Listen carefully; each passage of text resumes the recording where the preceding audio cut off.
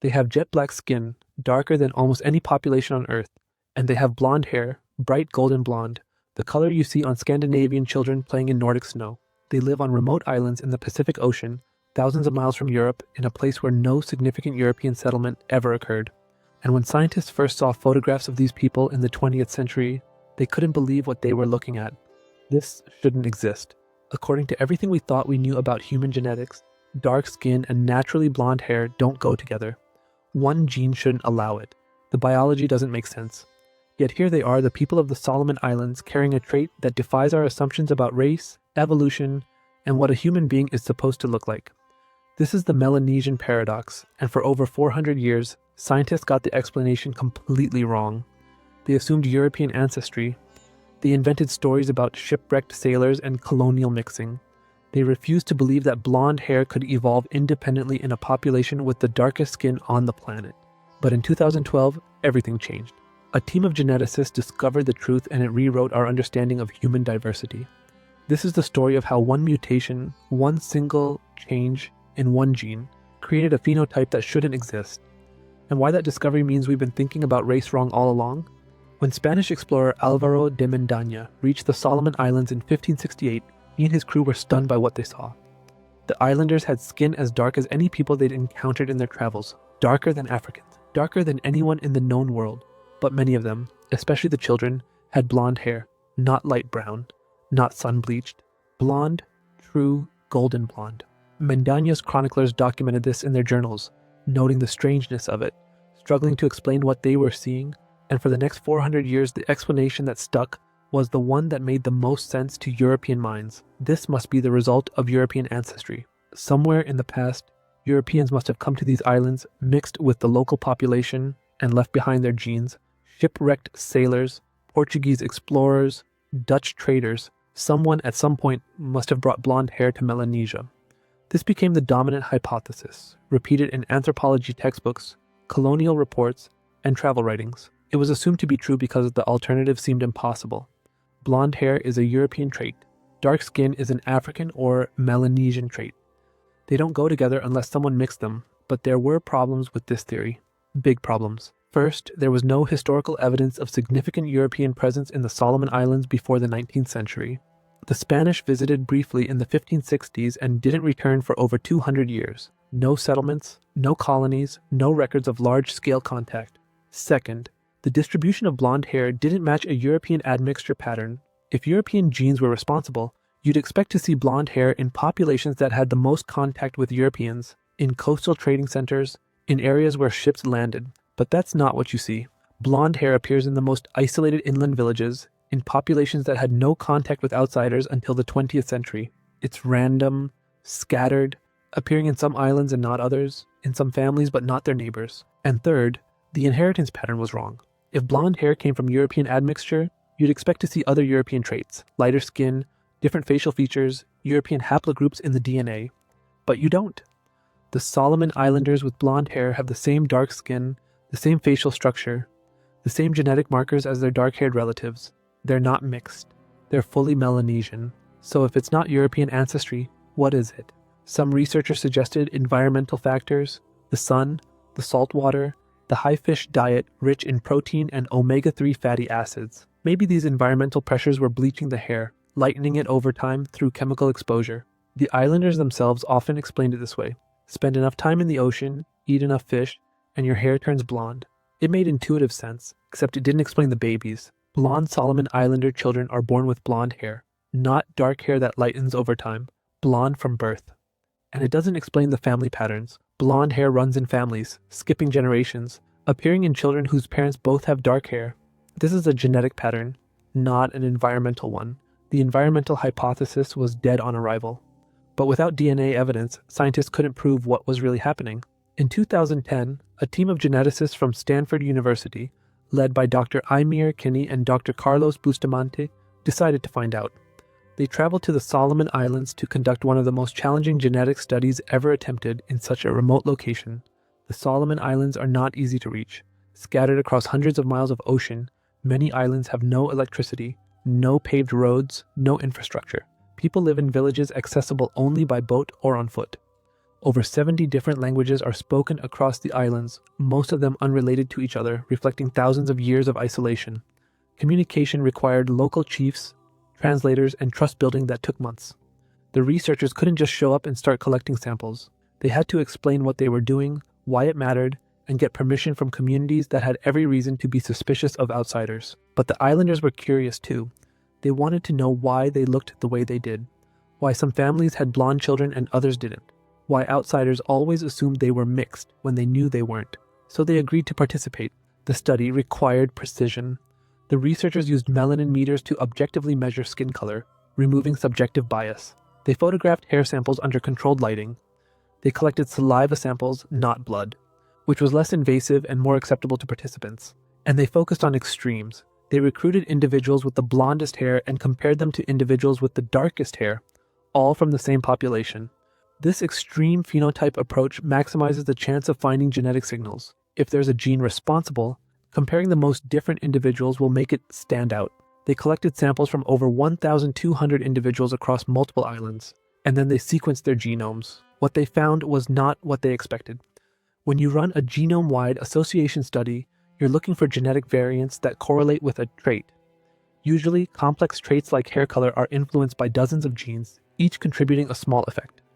The signal is scattered, diffuse, hard to pin down, but that's not what happened here. Instead, one region of the genome lit up like a beacon, chromosome 9, a single, massive signal. One gene explained nearly 50% of all the variation in hair color across the entire population. In genetics, that's almost unheard of. Most traits don't work that way. But here, one gene was doing almost all the work. As Dr. Bustamante later said, this was a result you could hang your hat on. The gene was TYRP1, short for tyrosinase-related protein 1, and inside that gene, they found a single mutation that changed everything.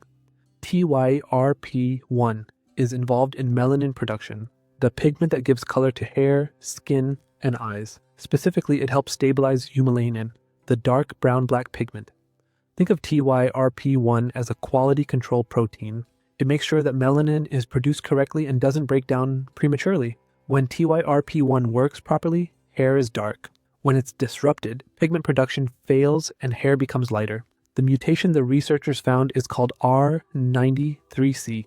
It's a single nucleotide change, one letter in the genetic code swapped for another.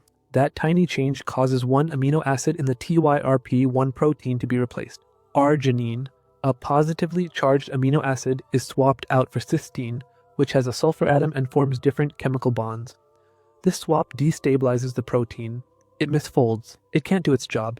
And without functional TYRP1, eumelanin production in hair follicles collapses. The result? Blonde hair. But here's the key. The mutation affects hair follicles far more than it affects skin. Why? Because melanin production in hair and skin is controlled by slightly different cellular processes. Hair follicles are more sensitive to TYRP1 dysfunction. Skin can compensate using other pathways, so the same person can have blonde hair and dark skin because the mutation disrupts one system but not the other. It's a biological decoupling, a rare event where two traits we usually think of as linked, hair color and skin color, become independent. And this creates a phenotype that looks impossible, but is perfectly consistent with the underlying biology. This is why Solomon Islanders with blonde hair don't have lighter skin. The mutation doesn't affect skin melanin, it only affects hair. In some ways, it's similar to a very mild form of albinism, but without the associated health problems. Albinism typically affects both hair and skin, and often includes vision problems because the eyes also lack pigment. The TYRP1 mutation is far more specific. It's a surgical strike on hair pigmentation, leaving everything else intact. And because it's recessive, you need 2 copies of the mutation to have blonde hair. 1 copy, and you're a carrier, but you'll have dark hair. This explains why blonde hair can appear in children whose parents both have dark hair. Both parents can be carriers, and when 2 carriers have children, there's a 25% chance the child inherits 2 copies of the mutation and is born blonde. This is classic Mendelian inheritance, the same pattern Gregor Mendel discovered with pea plants in the 19th century, but it took until 2012 to apply it to human populations in Melanesia. And here's the revelation that shattered the European ancestry myth forever. When the researchers analyzed the blonde hair mutation in Solomon Islanders and compared it to the genes responsible for blonde hair in Europeans, they found 0 overlap. The TYRP1R 93C mutation does not exist in European populations. Europeans don't carry it. It's not in Scandinavians. It's not in the British Isles. It's not anywhere in Europe, the Middle East, or Asia. It exists only in Oceania, specifically in islands of Melanesia. Blonde hair in Europeans is caused by completely different genes, primarily variants in MCIR, SLC45A2, and OCA2. These genes reduce overall melanin production in both hair and skin, which is why blonde Europeans also tend to have lighter skin. But in the Solomon Islands, the mechanism is entirely different. Same phenotype, completely different biology.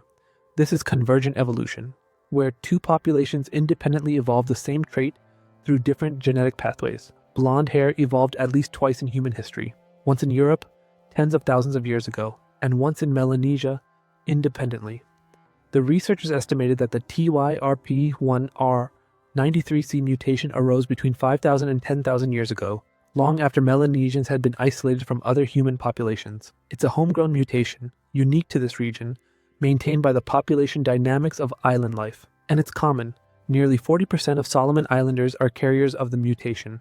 Even if they have dark hair, they carry one copy and can pass it to their children. When you do the math, this explains the observed frequency of blonde individuals, around 5 to 10% of the population. It fits perfectly. No European ancestry needed. No mysterious shipwrecks required. Just genetics, doing what genetics does, mutating, recombining, creating diversity. But this raises a question. Why did this mutation spread?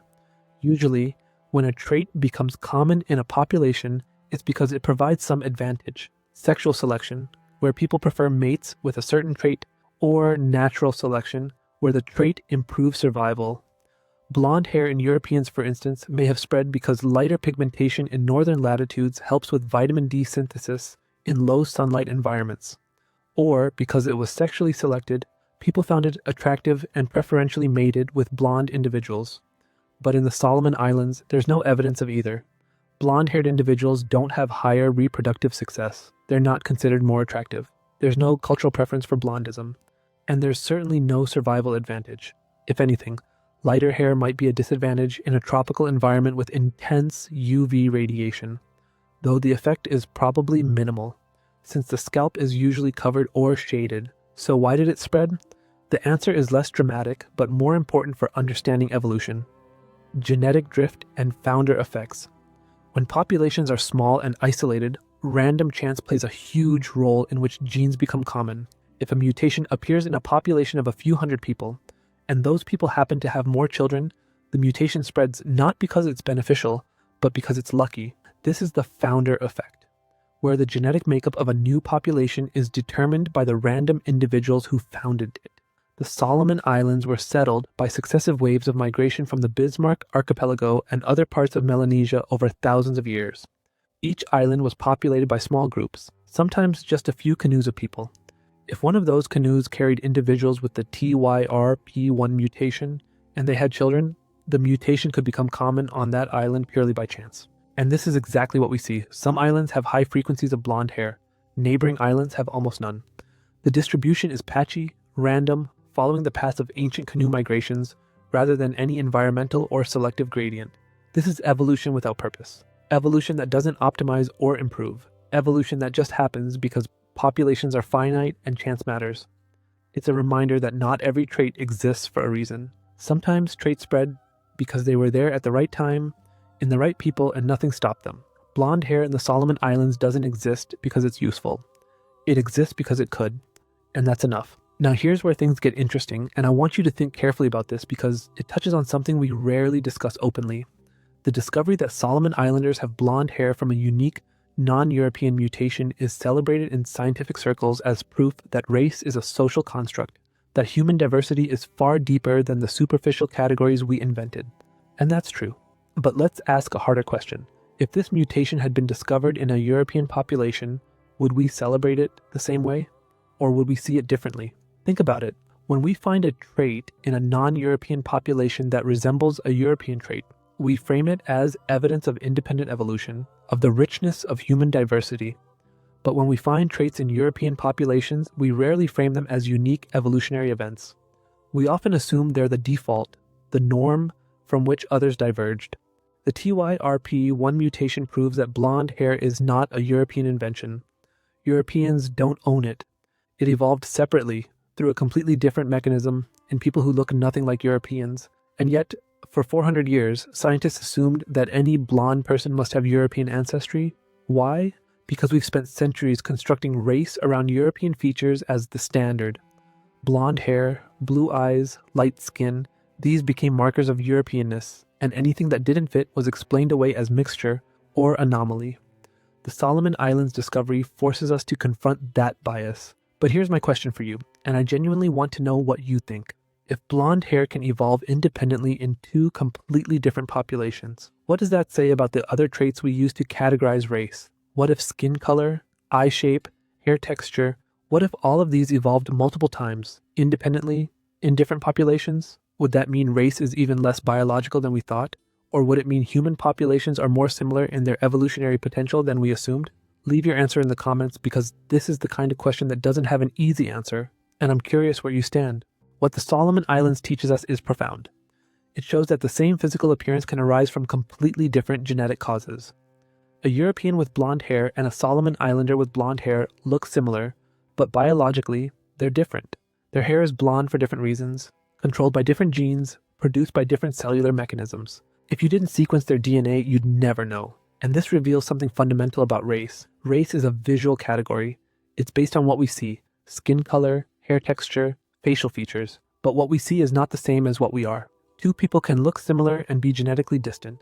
Two people can look different and be genetically close. The categories we invented, white, black, Asian, are based on surface traits that don't map neatly onto genetic reality. They're shortcuts, oversimplifications, useful maybe for quick identification, but useless for understanding human biology. The Solomon Islands study was published in 2012, and it should have been a wake-up call. But how many people know about it?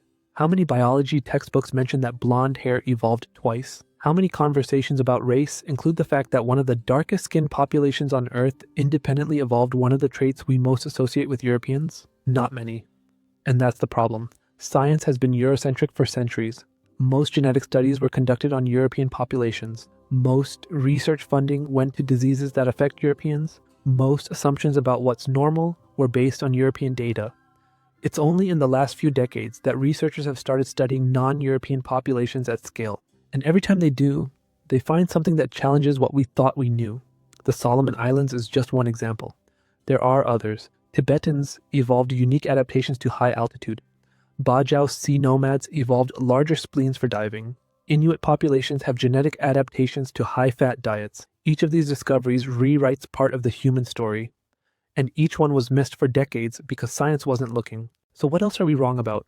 What other assumptions are we making based on incomplete data?